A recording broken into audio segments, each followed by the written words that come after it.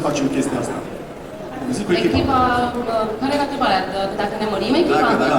O să vă măriți echipa. Echipa se tot mărește și nu ne referim la Codin care mănâncă foarte mult.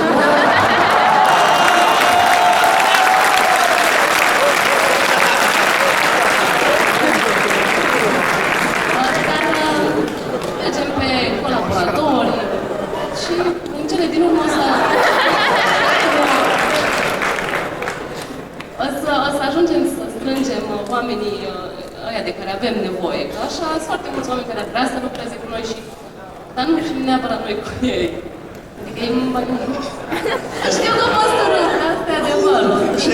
Trebuie să fii compatibil. Pentru că gătești prea bine, de-aia. Gătești prea bine, da, vezi? Aia e problema. De-aia el mănâncă. Da. Și când comandă, nu gătesc eu. Ai dreptate.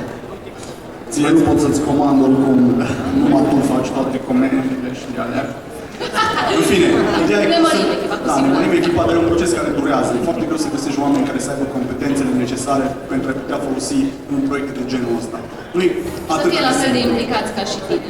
Exact, să aibă cam aceeași viziune. În schimb, am reușit să dăm de oameni extraordinari pe care le considerăm prieteni. Adică noi întotdeauna am colaborat cu lume, niciodată n-am avut o mentalitate de, nu știu, angajator. Vă dăm bani, faceți asta. Nu, dacă avem pasiuni comune, lucrăm împreună, ne înțelegem bine și creștem împreună. Cam asta s-a întâmplat, dacă ați fost și ne-ați vizitat stand-ul, cam asta s-a întâmplat și cu, uite acolo, pe tânărul Coman, care și face o poză foarte bună, bravo, omul ăla pleată. La început a făcut tutoriale 3D pentru noi, acum, mă rog, e prieten foarte bun, atât el și viitoarele nevastă.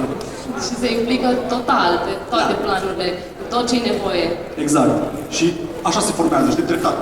Pe relații adevărate de prietenie, nu neapărat pe chestii pur contractuale în care, bă, îți dau banii ăștia, faci asta. Nu funcționăm așa, nu cred că merge niciun proiect creativ în direcția bună dacă așa. Dacă am fi vrut să ajungem o multifuncțională ceva, companie, multinațională companie, da, probabil că am fi gândit așa. O să vă extindeți treptat, dar veți rămâne numai în Cluj? Da. Da. Cel puțin pentru următorii 3-5 ani, da, cu siguranță. Dar de extinde. Mulțumesc frumos! Ok, cea mai mare plăcere. Da, și după. Salut! Întrebarea mea este legată chiar de mâncare. Veți mai face vreun stream culinar și dacă da, ce v-ați gândit să gătiți și dacă veți găti împreună? Hai! Question! Vreau!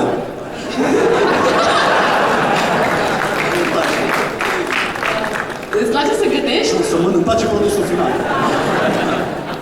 Și la Sper să nu gătim împreună. Știi că nemții au filme cu produsul final.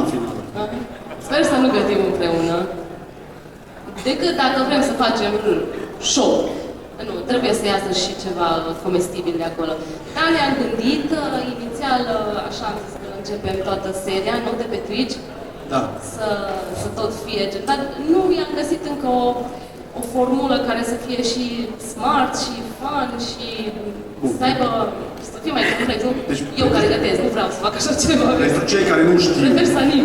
Noi am făcut la un moment dat de 1 aprilie, cred că de 1 aprilie a fost, am făcut un stream culinar. Adică, Cred că despre aia vorbea, așa că știe. Le aventuri culinaire de Ninja Ramo, în care Ninja Ramo a făcut-o. Obligată, a fost obligată. A fost obligată, ok.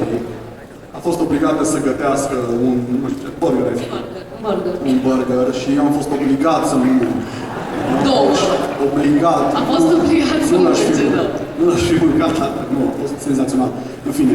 Și da, am avut răspunsuri foarte pozitive la chestia asta și mai multe lume m-au întrebat, așa ca și tine, dacă vrem să continuăm în direcția aia în vreun fel, pentru că a fost entertaining, noi ne-am distrat oricum și lumea de pe Twitch se pare că s-a distrat. Și da, ne gândim și la asta, știi? Bun, lumea, în general, când se gândește la formatul ăsta sau la emisiuni culinare, o zice, ce emisiuni culinare? De ce m-aș uita? Dar sunt foarte multe exemple, nu știu, de la Epic Meal Time, la... Da, pe aia trebuie să-i găsim ceva special. Exemple de emisiuni foarte entertaining din zona asta și poate că o să o atacăm și noi. Dacă găsim acel ceva care să o scoată din banal. Da. Deci răspunsul e da, o să fie la un moment dat. Poate. Bun. Mulțumesc! Plăcere. Poți să spui, să reciți intro-ul din sezonul 1 ăla cu Ce faci, Foca? Te rog. Nu pot și o să zic de ce, pentru că neavând vocile din robot sunt toate procesate. Eu nu pot să imit vocea mea, ar fi imposibil. Deci eu îmi folosesc vocea, de vorba de timbru vocal, da? Deci pur și simplu vorbesc în două moduri diferite, dar ele vin sintetizate, procesate înainte să ajungă exact cum le auzi în episoade. Nu se poate face live așa ceva. Sau s-ar putea printr-un mixer și niște filtre și nu acum, nu se poate. Da. Altceva dacă vrei. Nu? Doamne, bate inima ca la examen. Deci, Cine bate? sper așa frumos să crească echipa CM, că până la urmă size matters. Actually, Nu. Întrebarea următoare. Ne-a spus la un moment dat să dăm niște like-uri undeva pe niște Facebook-uri. Unde e Oița? Oița de pe Facebook. Nu, Oița. Că nu da, sunt e animate. cosplay, face cosplay.